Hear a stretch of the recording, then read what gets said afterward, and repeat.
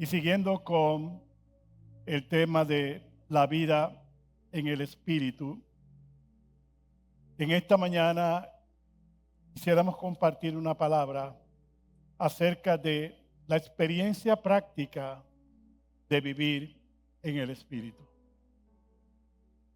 A veces nosotros escuchamos palabra, a veces la guardamos, a veces la meditamos, pero poner en práctica es lo que Dios ha querido, porque la palabra de Dios no ha sido hecha para solamente leerla, solo estudiarla, sino más bien para cumplirla y para ponerla en práctica. Ese es el propósito de la palabra de Dios. Todo lo que Dios ha dicho es para que nosotros sepamos lo que tenemos, aprendamos lo que tenemos, pero también que pongamos en práctica, y lo dice la Biblia de esta manera: andad en el Espíritu, vivid en el Espíritu. Y para poder andar hay que tener un conocimiento de qué, en qué y cómo debemos andar. Y para esto quisiera buscar Romanos capítulo 8, solamente para leerlo y tener una referencia. Romanos capítulo 8, versículo 1 al 4. Por lo tanto, ya no hay ninguna condenación para los que están en Cristo Jesús. Pues por medio de la ley del Espíritu de vida, te ha liberado de la ley del pecado y de la muerte. En efecto, la ley no pudo librarnos porque la carne anuló su poder. Por eso Dios envió a su propio Hijo en una condición semejante a la de los pecadores, para que se ofreciera en sacrificio por el pecado. Así condenó Dios al pecado en la carne, a fin de que la justa demanda de la ley se cumpliera en nosotros, que no vivimos según la carne, sino según el Espíritu. Yo no sé si ustedes pueden ver el énfasis que aparece acá. No sé cuánto tiene Reina Valera 1960. Pero hay una palabra que aparece en Reina Valera que muchos exégetas por muchos años habían dicho que esa palabra fue agregada siglos después, y es cuando dice: no hay ninguna condenación para los que están en Cristo Jesús, los que no andan conforme a la carne, sino conforme al Espíritu. Parece que alguien quiso agregarle eso para evitar que alguna gente, pues algún creativo, pudiera decir: no, estamos en Cristo Jesús, así es que, si no anduvieran en la carne, sino en el Espíritu. Porque esa palabra, si aparece ahí, entonces se contradice con el versículo, el último versículo que leímos, versículo 4, dice: para que a fin de que la justa demanda de la ley se cumpliera en nosotros, que no vivimos. Fíjense que no dice se cumpliese en nosotros, aquellos que viven según el Espíritu, que no vivimos según la carne, sino según el Espíritu. Y en esta mañana, lo que yo me imagino que Dios quiere hacer es darnos la plena seguridad y la certeza de lo que somos en Él, para que andemos conforme al Espíritu de Dios y no estemos viniendo cada domingo con la misma deficiencia. Por el contrario, podamos hacer o vivir conforme a la palabra que dice que nosotros vamos a crecer en esta vida de gloria en gloria a la misma imagen del Señor, para que ya estemos seguros de lo que somos, de lo que Dios dice. Miren, usted no es lo que usted piensa, usted es lo que Dios ha dicho que usted es.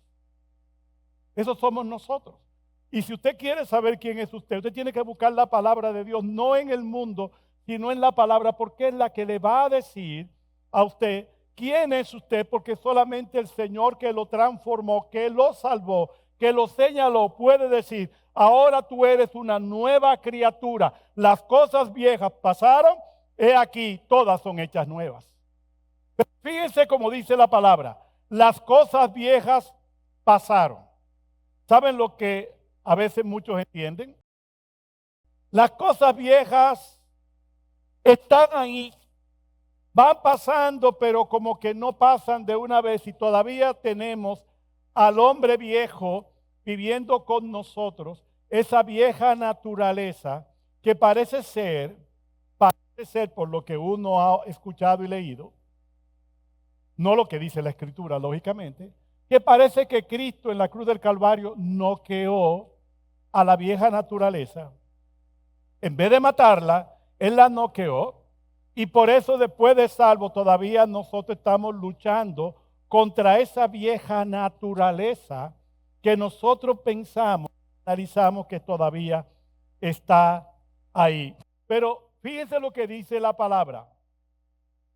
Que Dios condenó el pecado en la carne a fin de que la justa demanda de la ley, ¿están conmigo?, se cumpliera en nosotros. O sea, Cristo nos ha librado. Él no nos sacó un momentito y luego dijo, ten cuidado que va a volver otra vez. No, nos ha librado. Eso está en el pasado. Eso ya pasó. Eso ya no tiene usted que pensar en eso. Él nos ha librado de la ley del pecado y de la muerte. ¿Cuánto con eso? Ya Él lo hizo. No tenemos que estar pensando todos los días o cada domingo, Señor, ¿cuándo tú me vas a librar? Y entonces vemos Romanos 7 y decimos, pero mira la experiencia que tuvo el apóstol Pablo en Romanos 7, pero ahí está hablando de la vida de aquel que todavía está viviendo una inmadurez espiritual. Y uno piensa que esa debe ser la cotidianidad de nosotros. Que el mal que no quiero hacer, eso hago, y el bien que quiero hacer, no lo hago. Ahora yo le pregunto a ustedes, y esa es una pregunta que debemos meditar. ¿Acaso cuando usted quiere adorar, usted no adora? Pregunto. Cuando usted dice, Señor, vengo a adorarte, ¿usted se encuentra con dificultad para adorar o puede adorar al Señor con libertad? ¿Quién hace eso? El Espíritu Santo que vive en nosotros. Así que cuando tenemos esa libertad, así que no puede ser mi experiencia, porque en Cristo Jesús yo he sido liberado de la muerte. Fíjense que cuando Pablo habla de todo aquello que él vive, al final dice, gracias le doy a Dios por Jesucristo. Gracias porque Cristo ya pagó por nosotros. Fíjense lo que dice Gálatas 5, 16 al 18. Así que les digo, vivan por el Espíritu y no sigan los deseos de la carne, porque esta desea lo que es contrario al Espíritu, y a su vez el Espíritu desea lo que es contrario a ella. Los dos se oponen entre sí, de modo que ustedes no pueden hacer lo que quieren, pero si los guía el Espíritu, no estáis bajo la ley. Así que tenemos la vida del Espíritu y la vida de la carne. Y esta vida y este andar del Espíritu es una tarea diaria que va a demandar de nosotros una transformación de nuestra mente. Romanos capítulo 12 habla de la transformación de nuestra mente, de que debemos no amoldarnos a este mundo, sino más bien transformados por medio de la renovación de vuestro entendimiento. Pablo también habla en otra carta cuando le dice que ha orado a Dios para que sean alumbrados nuestro entendimiento, para que podamos conocer todo lo que Dios ha traído, todo lo que Dios ha preparado, todo lo que Dios ha hecho a favor de cada uno de nosotros. Miren, esto es una realidad para nosotros, para poder decir, yo soy un hombre, una mujer espiritual. ¿Por qué lo podemos decir? No es en base a cómo yo nací, sino en base a lo que Cristo hizo en la cruz del Calvario. Así que el Espíritu Santo que vive en nosotros es aquel que nos va a hacer cada día vivir en el Espíritu, andar en el Espíritu.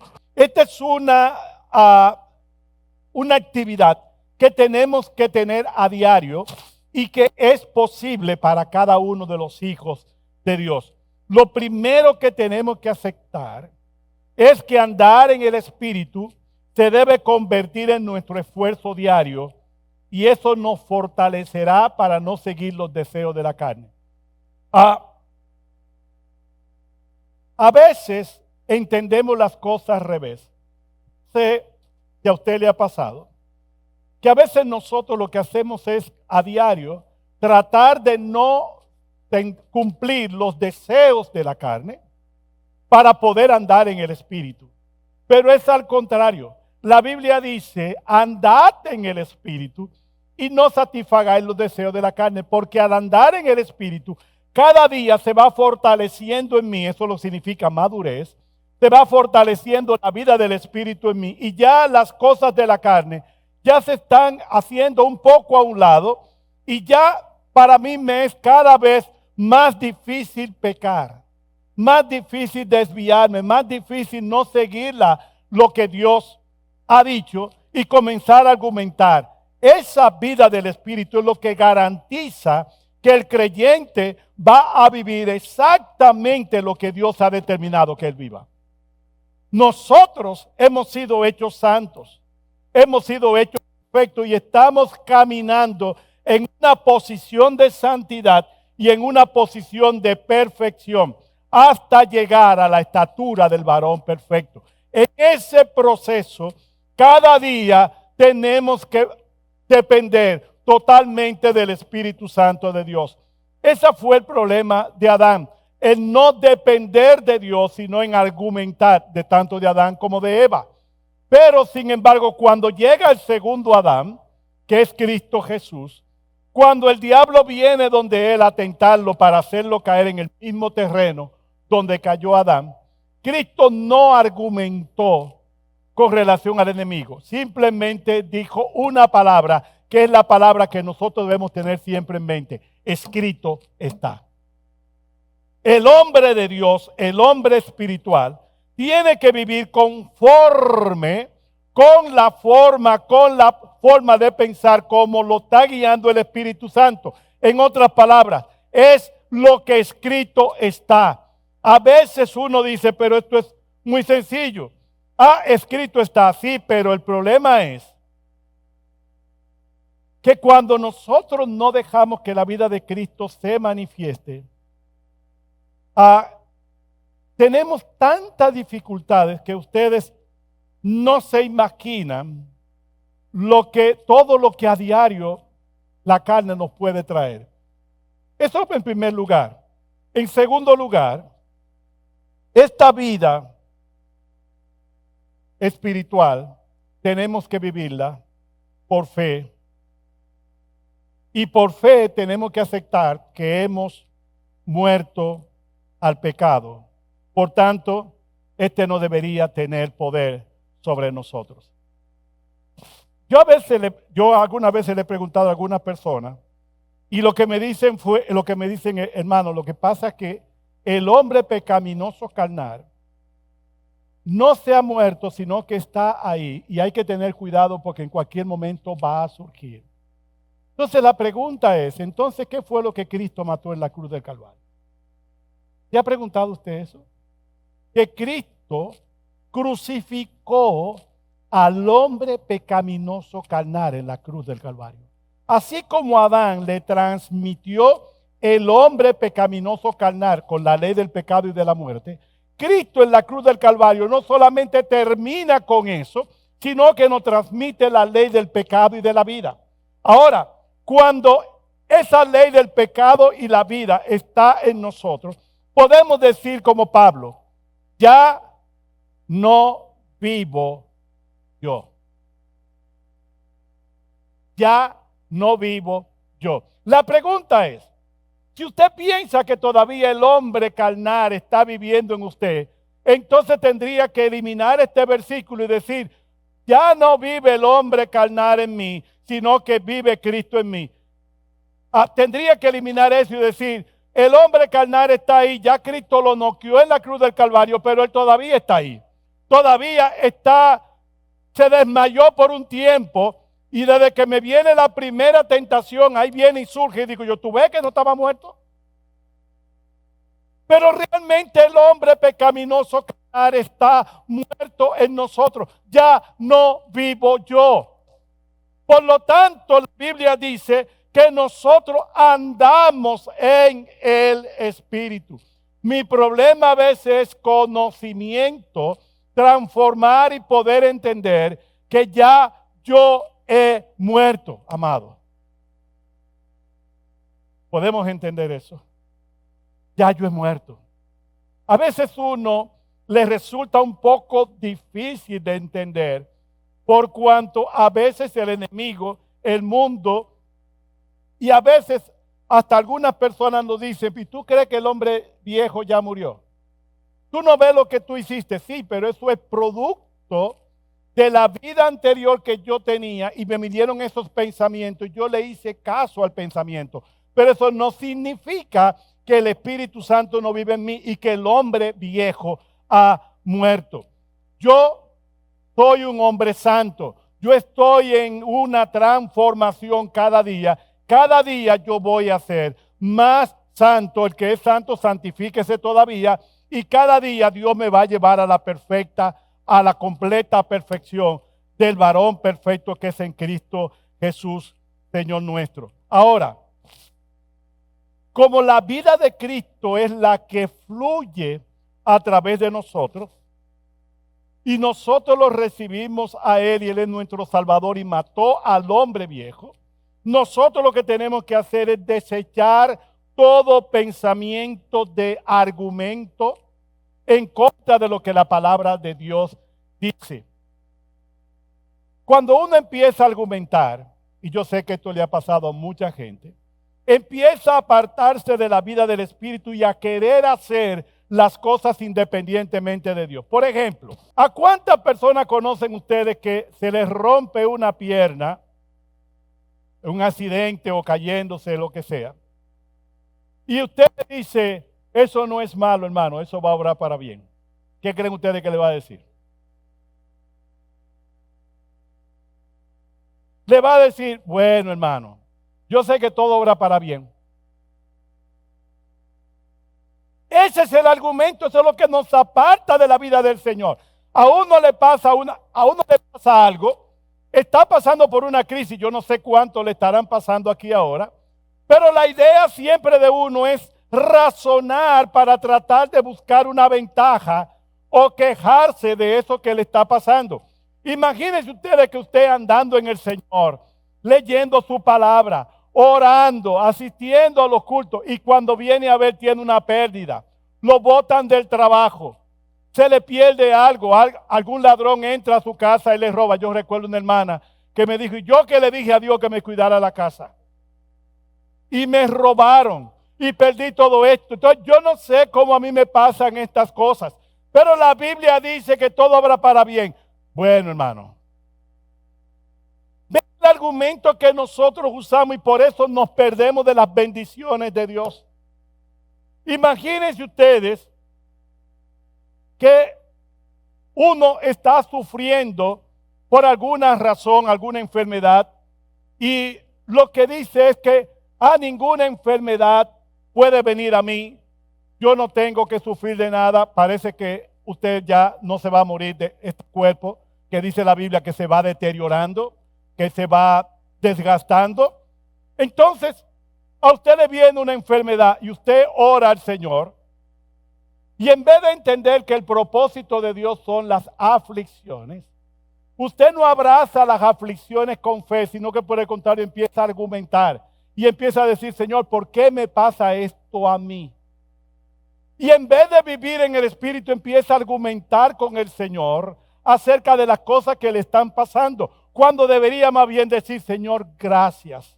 Abrazo las aflicciones, porque yo sé que tú tienes un propósito en esto que tú estás haciendo en mi vida. O sea, cuando algo me pasa, algo tiene Dios que tener para mí. Algún propósito o cumplir su propósito, no un propósito, sino el propósito de Dios. A los que aman a Dios, todas las cosas les ayudan a bien. Así que La vida del Espíritu se trata justamente de esto, de poder entender que todo lo que pasa en nuestras vidas es guiado por el Espíritu de Dios y yo no voy a argumentar nada. Pongamos el ejemplo de aquel que fue nuestro modelo, Cristo Jesús. Imagínense ustedes a Cristo Jesús yendo al pozo de Betesda, por poner un ejemplo, y allí habían un sinnúmero de enfermos. Muchos estaban ahí padeciendo, necesitando de alguien que les sane. Y cuando el agua se removía, se metían algunos, otros se quedaban esperando. Y había uno que tenía 30 años. No era el único con necesidad, habían cientos de personas con necesidad. Pero el Padre le dice a Jesús, ora por ese que está ahí, pregúntale cuánto tiempo tiene. Y tengo que entender que Cristo tuvo que haber hablado con el Padre porque Él dijo, yo no hago nada que el Padre no me diga que haga. Así que le pregunta y el Padre le dice, solamente por ese. Y va y le pregunta cuánto tiempo hace que estás. Tengo más de 30 años. Y quiero que alguien me entre en el pozo cuando se mueve el agua, pero nadie me ayuda. Yo estoy inválido. Y entonces estoy esperando a ver si alguien me puede ayudar y vengo aquí todos los días. Y el Señor le dice a ese hombre, levántate, toma tu lecho y sé sano. A uno. Imagínese usted que usted llega al pozo de Betesda con esta mente carnal, con esta mente que acostumbrada a los argumentos de Adán, y empieza a decirle al Señor, Señor, pero ¿por qué uno nada más? Tú no eres un Dios todopoderoso, sí. Tú no eres capaz de sanar a todos los que están acá. ¿Por qué entonces tú me dices a mí nada más que ore por eso? Yo voy a orar también por los demás. Todos los que estén enfermos, por favor, levanta tu mano. Pon tu mano donde tenga el dolor y vas a ver cómo Dios va a traer sanidad. Óigame, usted diría, pastor, pero ustedes han visto, perdone que diga esto, pero a veces en campaña le dicen a tantas personas que pongan su mano sobre el lugar donde tienen el problema. Muchos son sanados por el poder de Dios, pero muchos otros no. ¿Y saben lo que le decimos a los que no son sanos? Te lo voy a decir, usted no tiene fe. Pero la pregunta es, ¿Dios dijo que todos los que están ahí iban a ser sanos? ¿O usted argumentó, usted razonó que si Dios permite una campaña, entonces todo el que vaya y traiga a sus enfermos, no importa quién sea, pero Dios le ha dicho eso? Eso, señores, déjeme decirle algo, por alguna razón Dios no aprueba ese tipo de cosas y no lo confirma con hechos. Al igual que Cristo, Dios solamente sanó a uno y a los demás los dejó tirados enfermos. Y los demás oyeron cuando Cristo dijo, levántate, toma tu lecho, porque no se lo dijo en secreto.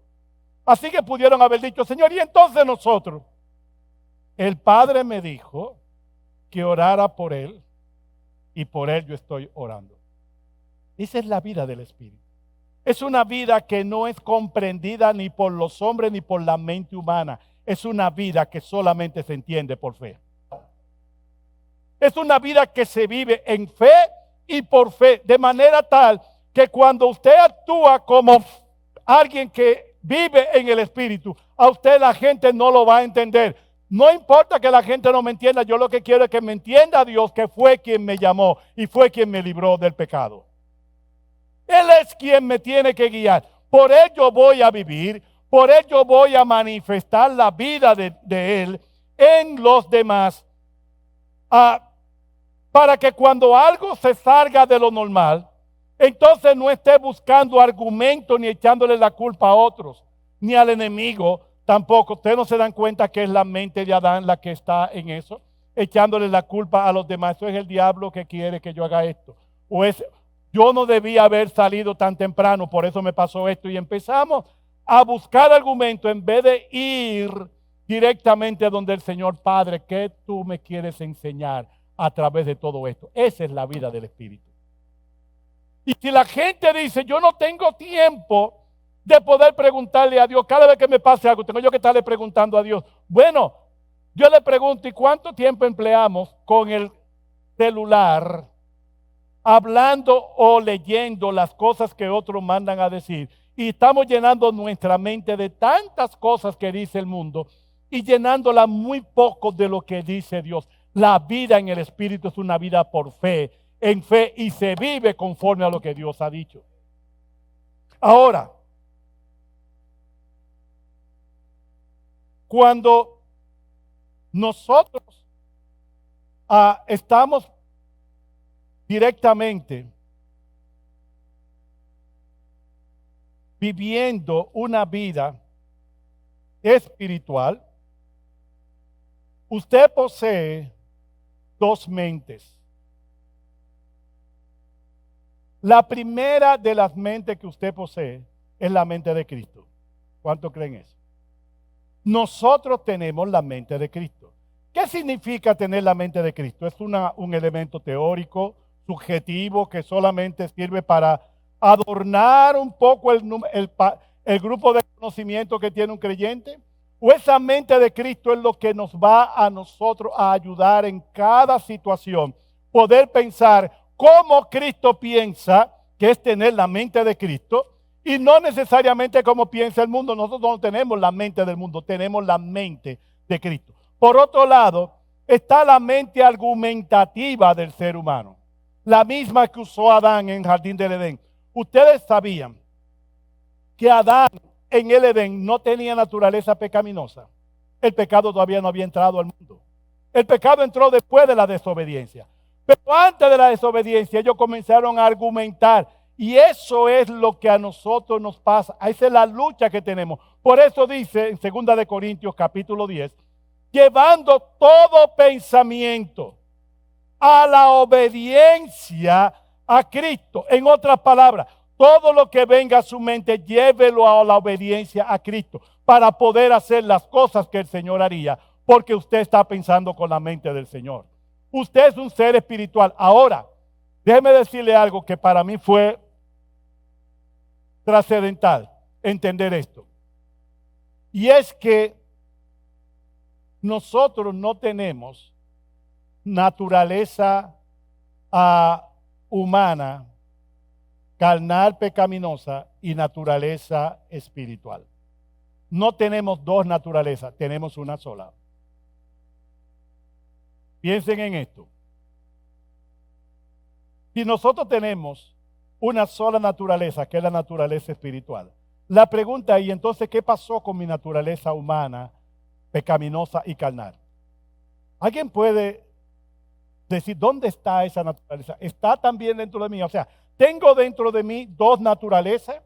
¿O tengo realmente una sola naturaleza y dos formas de pensar? ¿O pienso con la mente de Cristo o pienso con la mente humana? Las dos naturalezas implica que una de ellas fue muerta en la cruz del Calvario por Cristo Jesús, Señor nuestro. De manera tal que usted no tiene naturaleza pecaminosa, usted tiene una mente pecaminosa carnal, a la cual usted debería transformar cada día y renovarla por medio de la palabra del Señor, cada día. Y esa naturaleza humana, carnal y pecaminosa, de la cual éramos esclavos, la Biblia dice que Cristo nos ha librado del pecado y de la muerte. ¿Cuántos pueden creer eso? Ya Él nos ha librado del pecado y de la muerte. Ya no tengo que pensar como un pecador. Lamentablemente hay mucha gente que lo dice de esa manera y por eso a los creyentes les es tan difícil poder vivir la vida espiritual. ¿Por qué? Porque le dicen, yo soy un pecador redimido. O sea, lo que está diciendo, yo todavía soy un pecador que ha sido perdonado. Mañana cuando yo cometa un pecado, seré un pecador perdonado. Y así vivimos todos los días, en toda nuestra vida. La pregunta es, entonces, ¿cuándo será crucificado ese hombre pecaminoso que tú tienes? ¿Saben cuándo? Ellos piensan que nunca, pero ¿saben lo que dijo el Señor? Ya yo les he librado del pecado y de la muerte.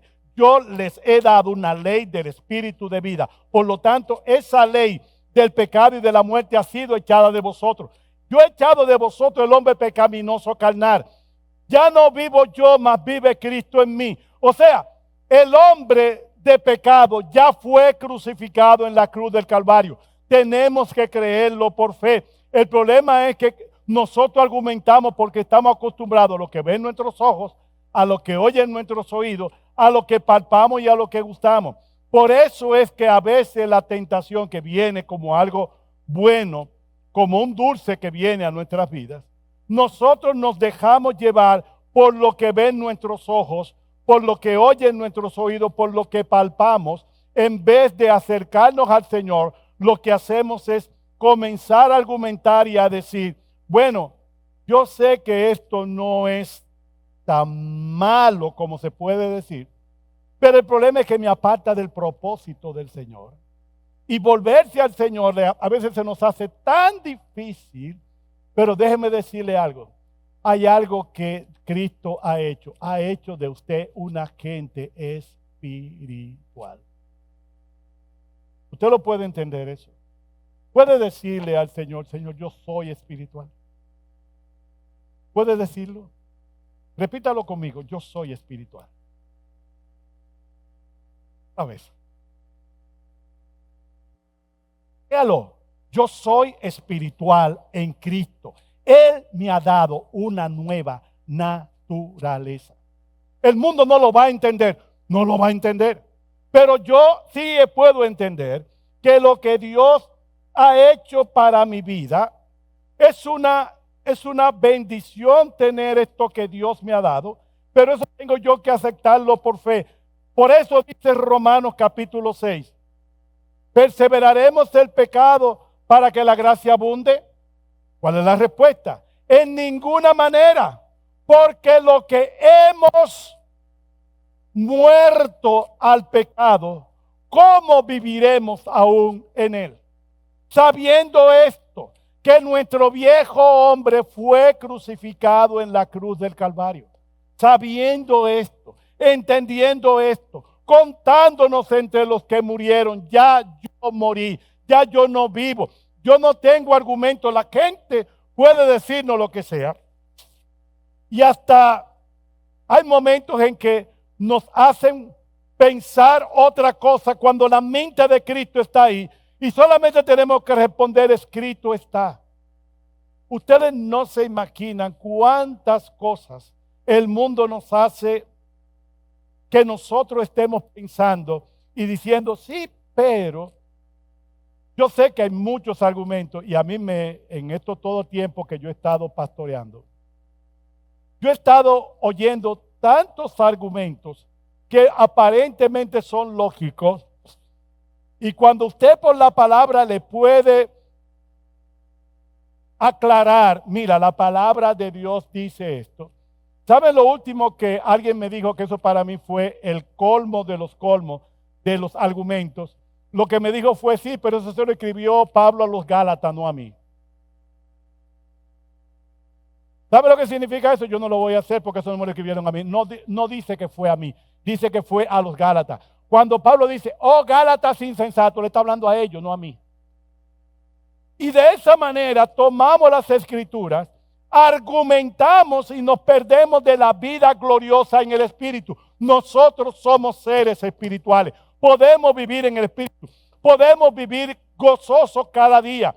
Podemos tener aflicciones, pero en cada aflicción podemos decir, Señor, tú eres bueno. Para siempre son tus misericordias. Acuérdense algo, la Biblia dice, si sufrimos con Él, reinaremos con Él. Así que el sufrimiento no se aparta del creyente, al contrario, cuando viene algo que yo no entiendo, algo que estoy padeciendo, donde yo tengo que ir es donde Dios, porque el Señor no se le pasa una, y preguntarle, Señor, ¿cuál es el propósito por el cual yo estoy padeciendo esto?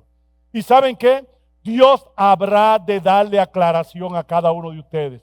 Imagínense en la cruz del Calvario. ¿Creen ustedes que Cristo estaba de acuerdo con ese momento, tomar esa copa?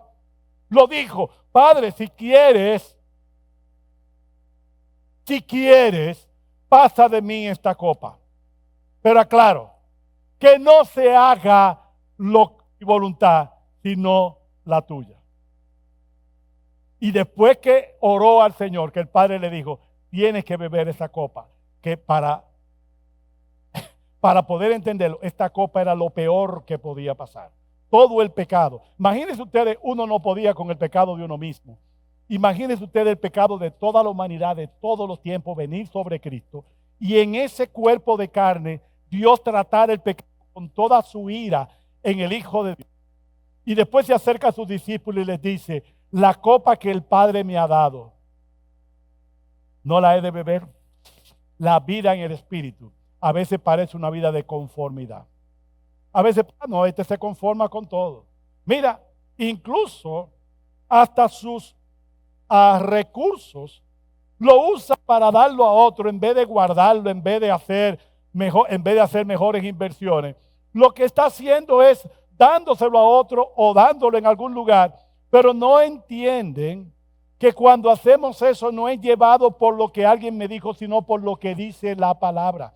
En otras palabras, amados, para que podamos entendernos bien, la vida en el Espíritu es una vida que se vive en fe y por fe para la gloria de nuestro Dios. Así que, por último, recuerde siempre eso. Usted tiene una naturaleza espiritual. Usted es un hombre espiritual. Usted es una mujer espiritual. No lo dude ni un momento, porque fue Dios quien lo dijo, no fue usted. Fue Dios quien dijo que Él habría de darle una nueva naturaleza y que iba a crucificar la otra naturaleza. Así que cuando usted piense, olvídese de los argumentos, olvídese de lo que el mundo dice, olvídese de lo que usted oye. Más bien entienda esto, Dios quiere que nosotros cada día podamos crecer de gloria en gloria a la misma semejanza del Señor. Y quisiera terminar con este argumento. La vida cristiana parece fácil de vivir por una sencilla razón. No la tengo yo que vivir, ya Cristo la vive en mí. Pero al mismo tiempo es difícil porque dejar atrás todos esos argumentos implica una labor diaria. Es más, yo diría que vivir la vida como Dios quiere que la vivamos es imposible para el ser humano, pero es posible para Dios. Fíjense como dice Hebreos capítulo 13. El Señor Dios Todopoderoso os haga apto en toda buena obra, haciendo Él, escuche bien, haciendo Él en vosotros lo que es agradable delante de Él. En otras palabras, yo no tengo que sudar, yo no tengo que afanarme por dejar de vivir en la carne, cuando yo lo que tengo que hacer es afanarme para vivir, y no es afanarse, es ocuparme de vivir en el Espíritu, y la vida en la carne se va a diluir sola. Cada día será más difícil a la carne encontrar en mí elementos para poder subsistir, porque ya la carne está muerta, ya está crucificada. Y yo puedo decirle, pero tú estás muerto, ya tú has sido crucificada por mi Señor. Por lo tanto, lo que me queda a mí ahora es vivir en el Espíritu, tener la mente de Cristo, saber que yo he sido librado del pecado y de la muerte.